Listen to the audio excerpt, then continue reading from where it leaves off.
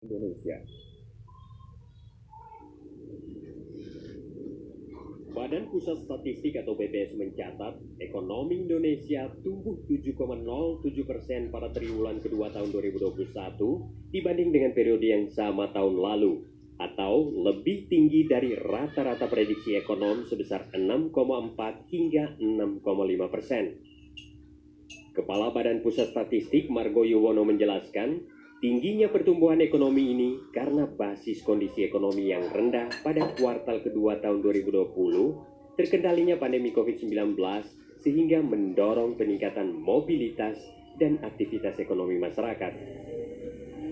Hal ini tercermin dari peningkatan jasa transportasi pesawat terbang, kapal laut, dan kereta api, meningkatnya jumlah kamar hotel yang terisi, serta kenaikan penjualan kendaraan bermotor sampai ratusan persen dari posisi tahun lalu. Ya, perbaikan mobilitas. Ya, karena tadi penanganan COVID-nya membaik triwulan 2, mobilitas masyarakatnya juga mengalami perbaikan, itu juga mampu mendorong konsumsi rumah tangga tumbuh sebesar 5,93%. Jadi dengan adanya ekspor yang meningkat, impor yang meningkat, belanja pemerintah yang meningkat, konsumsi rumah tangga meningkat, gitu ya. Faktor-faktor itulah yang seterusnya secara ekonomi juga mempengaruhi pertumbuhan ekonomi di lapangan usaha. Ya, di sana mendorong industri lapangan usaha tumbuh 6,58%, pertanian tumbuh 0,38%, perdagangan tumbuh 9,44%, konstruksi tumbuh 4,42%, pertambangan 5,22%, dan kelima lapangan usaha tadi itu menyumbang 64,85% terhadap PDB triwulan 2 2021. Kepala BPS Margo Yuwono juga melihat tingginya pertumbuhan ekonomi Indonesia tidak lepas dari kondisi ekonomi global yang membaik, di mana indeks manufaktur PMI global tercatat naik dari 54,8 menjadi 56,6 di bulan Juni 2021. Harga komoditas makanan dan tambang juga naik signifikan di pasar internasional, serta pertumbuhan ekonomi yang tinggi di negara mitra dagang Indonesia seperti Tiongkok, Amerika Serikat, Singapura, Hong Kong, dan Uni Eropa.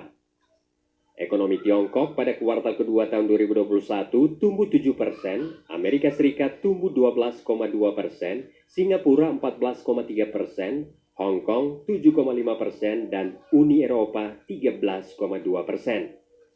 Pertumbuhan ekonomi yang tinggi dari mitra dagang membuat ekspor Indonesia naik 55,89% dibanding periode yang sama tahun lalu.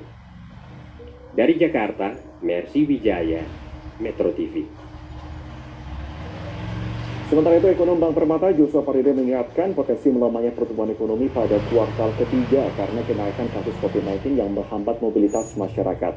Joshua memprediksi pertumbuhan ekonomi triwulan ketiga hanya 2,75 sampai 3,25%. Kita tahu juga bahwa di kuartal ketiga ini pemerintah sudah melakukan PPKM darurat dan dilanjutkan dengan PPKM level 3 dan 4 di berbagai daerah di Indonesia, sehingga ini pun juga turut mempengaruhi mobilitas masyarakat. Dan pada saat tadi mobilitas masyarakat ini cenderung menurun, tentunya ini akan berimplikasi juga langsung pada aktivitas ekonomi. Dan secara khusus juga adalah konsumsi rumah tangga dan juga investasi ya, yang dua komponen terbesar ini merupakan komponen pendukung dari sisi pengeluaran.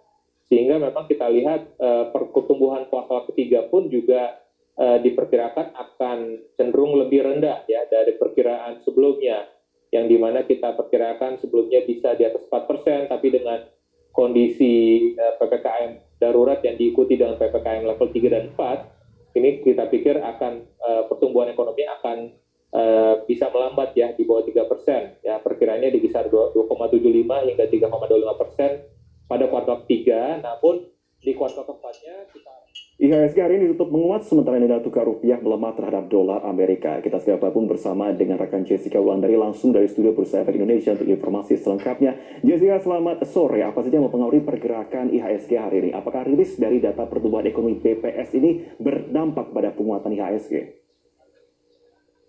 Betul sekali Marvin dan pemirsa, pelaku pasar merespon positif data pertumbuhan ekonomi Indonesia di triwulan kedua tahun 2021, di mana Indonesia telah keluar dari jerat resesi dan mengalami pertumbuhan positif 7,07% jika dibandingkan dengan periode yang sama tahun lalu. Sepanjang hari ini pun indeks harga saham gabungan menguat dan saat penutupan penguatannya semakin tinggi. Indeks naik 0,75% atau naik 46 poin dan saat ini berada di atas level 6.200, tepatnya di 6.205. Investor asing pun juga merespon positif pertumbuhan ekonomi Indonesia di triwulan kedua tahun 2021 karena kalau kita lihat net foreign buy, beli bersih dari investor asing mencapai 875 miliar di semua pasar, hampir 1 triliun, dan mayoritas investor asing banyak membeli saham-saham perbankan buku 4.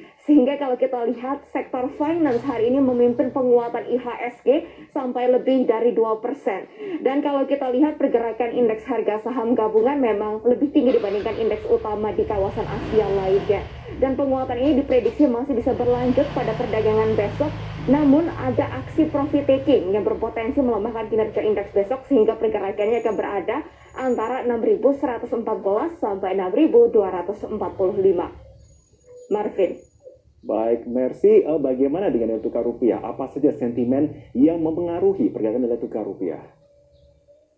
Berbeda dengan nilai tukar rupiah, kalau nilai tukar rupiah hari ini melemah 0,64% terhadap dolar Amerika Serikat karena investor masih menunggu data-data ekonomi di Amerika Serikat terkait dengan serapan tenaga kerja yang akan dirilis malam nanti di Amerika Serikat.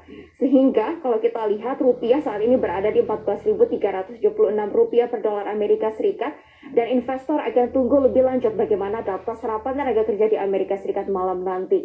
Namun secara teknikal pergerakan rupiah masih berpotensi menguat besok antara 14.250 sampai 14.450 rupiah per dolar Amerika Serikat. Demikian Martin laporan kami dari Studio Bursa Efek Indonesia. Kembali ke Anda di studio. Mercy Wijaya, terima kasih untuk informasi Anda. Kami akan kembali usai jeda pemirsa dengan informasi lain untuk Anda, di antaranya kawasan industri terpadu Java Integrated Industrial and Port Estate JP Gresik Jawa Timur siap meningkatkan nilai investasi dan penyerapan tenaga kerja seiring ditetapkannya JP sebagai kawasan ekonomi khusus teknologi dan manufaktur.